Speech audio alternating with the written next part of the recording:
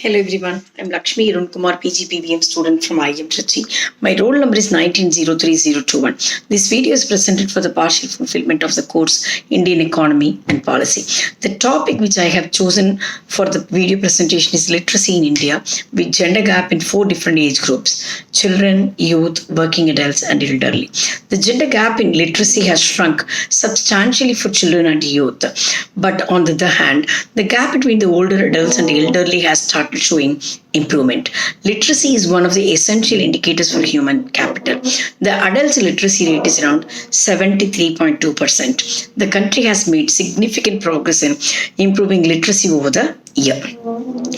The literacy rates among Indian women are attributed to their social, economic, and cultural factors. Based on National Sample Survey Office, the gender gap in literacy states the following.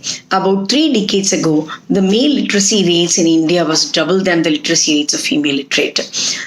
Even though the gap has narrowed with the recent survey, but still male literacy rates continue to be on higher side with 81.5% when compared to female literacy rate, which is about 64.6%. The current gender gap in literacy in India is more than twice the 2016 global average. There are currently about 186 million females in India who cannot read and write even a simple sentence in any language. With these numbers, India is far behind to reach the UN Sustainable Development Goals of ensuring inclusive and equitable quality education and lifelong learning opportunity for all.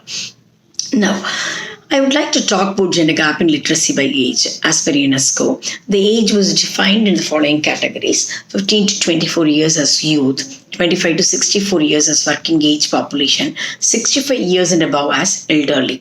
In addition, a category for 6 to 14 years was also included under children category.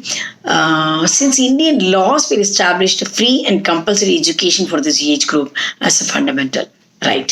Under the children category, the gap has completely closed. Both government and some of the non-governmental organization has worked towards the success of this group. For this group, for example, Beti Bachao, Beti Padhao, etc. Under the youth group, the gap between male and female education is about 3.7%. One way of attracting adult literacy rate is to link literacy with employment, which would encourage female students to aspire more. The eligible students should be awarded employment schemes by the government. Also, the government may think of opening micro credit facilities and grants to the adults who are more literate.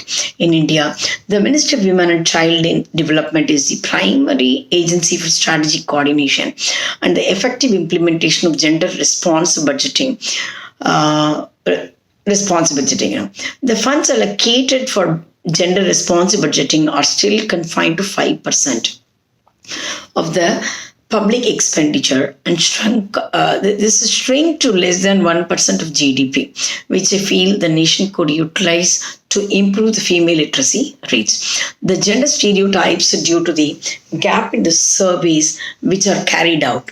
They include only young adults with one age group. The other age groups are either not considered or overlooked while carrying out any survey. This is surely in the hands of those who are carrying out the surveys to include the other age group for better survey results. Some of the government initiatives to encourage students to come to school are the Tamil Nadu government provides free cycles to the higher secondary students, which has enabled many girl children to independently attend the school. Bangaru Thali is a welfare scheme for girls launched by government of Andhra Pradesh. The scheme supports the family of a girl from her birth till her graduation.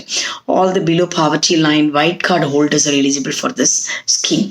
Department of Women Development and Social Welfare, Government of West Bengal, has designed the Kanishri Prakalpa, a conditional cash transfer scheme with the aim of improving the status and well-being of the girl child in West Bengal by incentivizing schooling of all teenage girls. Many more are there in other states as well. Recently, I got impressed to read about the free of cost travel scheme for women in Delhi public buses, which began on 29th October 2020.